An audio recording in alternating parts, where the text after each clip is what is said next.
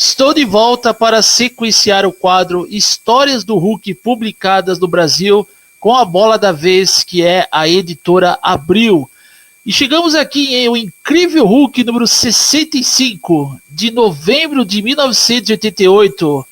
A história que se passa após o exílio do Hulk nas encruzilhadas. Então o exílio do Hulk chegou ao fim e o Verdão está de volta à Terra.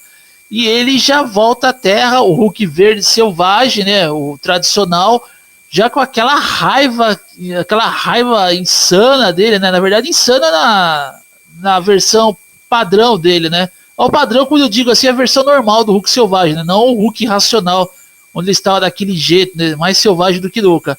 Mas o Hulk selvagem mesmo, que todos os leitores, incluindo eu, conhecemos, retorna à Terra e ele já esmaga a Tropa Alpha, que foi uma história que foi publicada em Tropa Alpha número 29, que inclusive foi a única história que a editora exploradora, que é a Panini Comics, trouxe na versão, né, Marvel Vintage, que republicou o arco do Hulk nas encruzilhadas, porque as duas histórias que antecedem o fim do exílio do Hulk, a Panini não trouxe para o Brasil. Enfim, né, já ressaltei isso no vídeo anterior.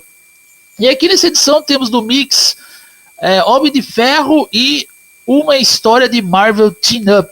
Marvel Team Up, número 103, e a penúltima história é Homem de Ferro, Iron Man 165. E aqui quem se encarrega do roteiro do Hulk é, obviamente, Bill Mantlo, né? Escrevendo uma história do Hulk fora das encruzilhadas aqui, quando ele trouxe o Hulk de volta à Terra. E aqui os desenhos, né, a arte continua sendo do Mike Mignola, e agora temos também a arte final do grande Jerry Tallock. Uma história muito boa do Hulk esmagando a Tropa Alpha. Bom, vamos para a próxima. E aqui temos uma edição que eu tive muita sorte de readquiri-la, porque eu fiquei sabendo que essa edição, segundo as palavras do próprio Sal Buscema, o desenhista que fez história no Incrível Hulk, essa edição é a preferida do Sal Buscema. Ele teve que escolher uma edição como a preferida, quando foi perguntado no podcast que ele fez muitos anos atrás, e ele escolheu essa edição aqui, que é Incredible Hulk Anual, número 14, de 1985, lá fora, que aqui no Brasil foi publicada em O Incrível Hulk, foi publicado, na verdade, em O Incrível Hulk número 66, como nos bons e velhos tempos, e de fato a capa diz tudo, como nos bons e velhos tempos, uma história do Hulk selvagem, que aqui incluíram, né, o avatar do Hulk, muito usado lá nos Estados Unidos, né, que ficava bem no canto da revista, da capa. Incluíram esse avatar com uma capa do Hulk, ficou muito foda, né? Vou dizer aqui, a editora Abril fez uma montagem aqui, né? Uma montagem não, né? Uma edição que ficou muito boa a capa. E essa história aqui se chama A Fraqueza da Carne, que já foi escrita, olha só, já não era o Bill Mantlo. Então o Bill Mantlo se despediu na edição 29 de Tropa Alpha, que seria a última história que ele escreveria do Incrível Hulk, onde ela se passa, obviamente, fora do exílio nas encruzilhadas, né? Aqui o roteiro do Hulk fica a cargo de John Byrne, e com a arte do Sal Buscema, e aqui a arte final não mostra, mas o Sal Buscema é o que se encarregou de tudo, né? Na verdade, o Sal Buscema era tão bom, ele é tão bom, na verdade, como artista, que ele mesmo se encarrega dos traços finais, não precisa de arte finalista, o cara é realmente fera em tudo que faz, né? Da família Buscema. Enfim, né, temos uma história escrita pelo John Byrne e arte do Sal Buscema, que traz o Hulk ali, como já dito na capa, como nos bons e velhos tempos. Uma história que tenta recriar o Hulk, um grupo de cientistas, mas no fim o experimento dá errado, porque um dos membros do grupo de cientistas acaba sabotando o projeto em prol de ajudar o Hulk, porque esse integrante, esse membro aí dessa equipe de cientistas acha que o que estão fazendo com o Hulk é muita maldade. E é uma história muito boa. Aqui o John Byrne, na minha opinião, aqui o John Byrne, ele se deu melhor nesse anual do que no novo status quo do Hulk, né, que passaria a ser o novo run do Hulk, pós Bill Mantlo e Sal Buscema. Ele se deu melhor aqui nesse anual do que viria a se tornar o novo run do Incrível Hulk, né? Enfim, a nova jornada do Incrível Hulk.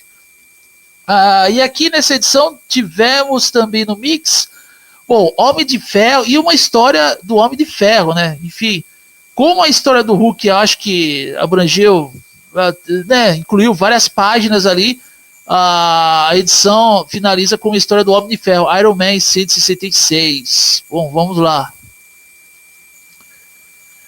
Bom, e aqui é o seguinte, eu vou ser sincero aqui, porque o meu canal aqui, até mesmo os comentários que eu faço, eu não fico falando para agradar fulano e nem ciclano aqui. Eu falo o que vem na minha mente, enfim, né, eu falo o que eu acredito e o que eu penso, o que eu acho, né? Eu falo o que eu penso o que eu quero, como diz uma canção do Pavilhão 9.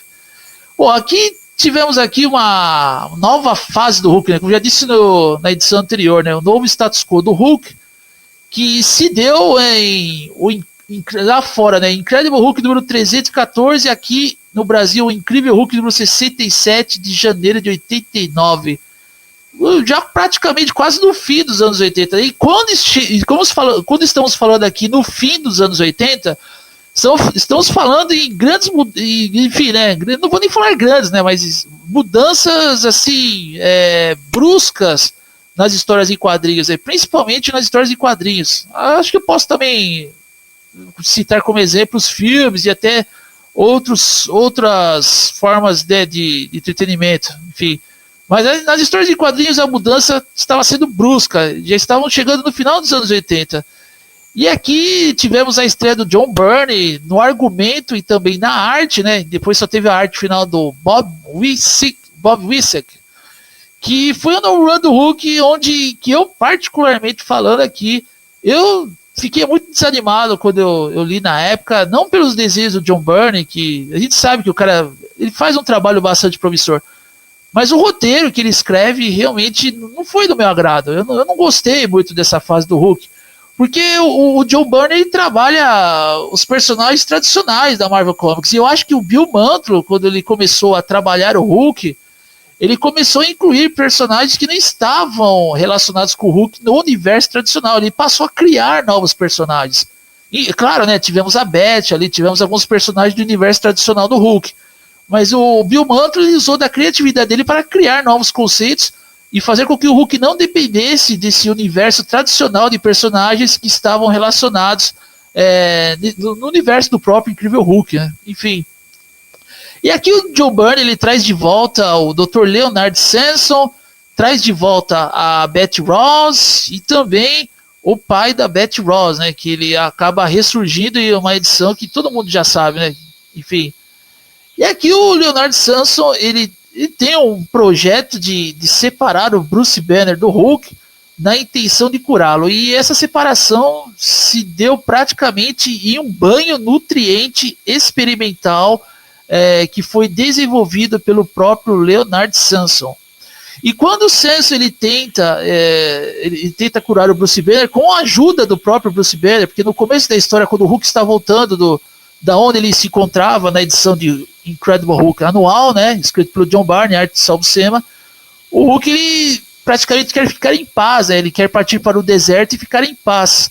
Aí o Leonard Samson ele se vê, né, na obrigação de capturar o Hulk e tratar dele, né, tratá-lo. Aí o Bruce Banner dentro da mente do Hulk acaba confundindo o Verdão. E aí o Leonard Samson mete um golpe no Hulk ali e deixa o Hulk inconsciente. Bom, aqui já tudo bem, né? Não pelo Hulk ter levado esse golpe aí.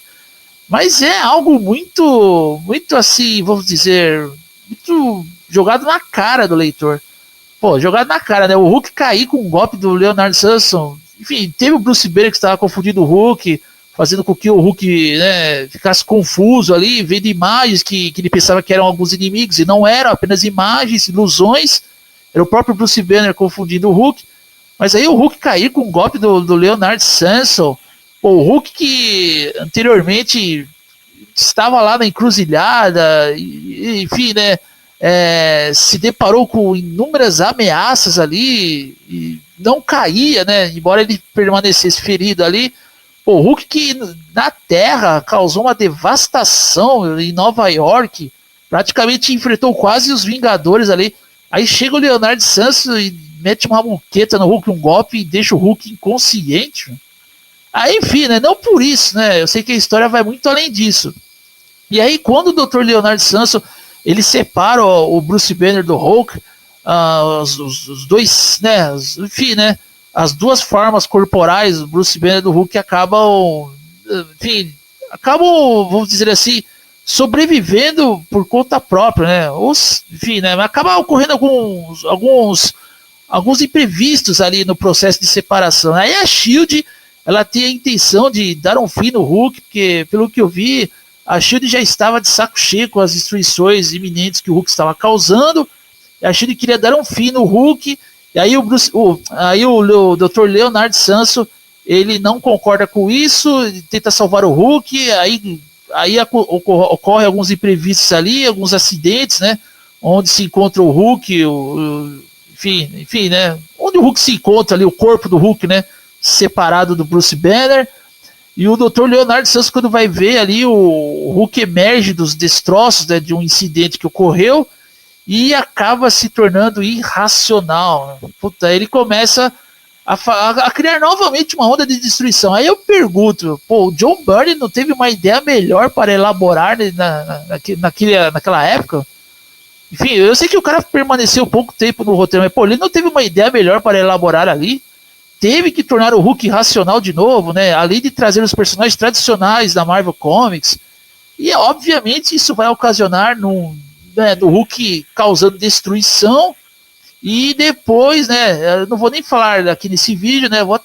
Depois eu falo no próximo quadro aí que vai vir. Aí depois, na próxima edição que eu vou falar no próximo quadro, tivemos o Hulk versus Vingadores da Costa Oeste. Eu vou comentar mais pra frente. Mas, pô, falando aqui desse estreia do John Byrne, falando por mim, a arte já começou a mudar, né? O Hulk, ele era aquela versão com mais, vamos dizer assim, mais volumosa, com enchimento, uma versão mais... Pô, pra uma versão monstruosa, o Hulk ir ao chão com um golpe do Leonardo Sanso, caramba, eu acho muito forçado, né? E outra coisa também, né? Lá na década de 70 já havia separado o Hulk, o Bruce Banner do Hulk, o próprio Roy Thomas. Eu não lembro muito bem da história, mas eu acho que a história foi muito mais prática do que o John Byrne fez aqui, né? Então praticamente é uma outra forma de separar o Bruce Banner do Hulk de algo que já foi feito lá na década de 70, né? Enfim.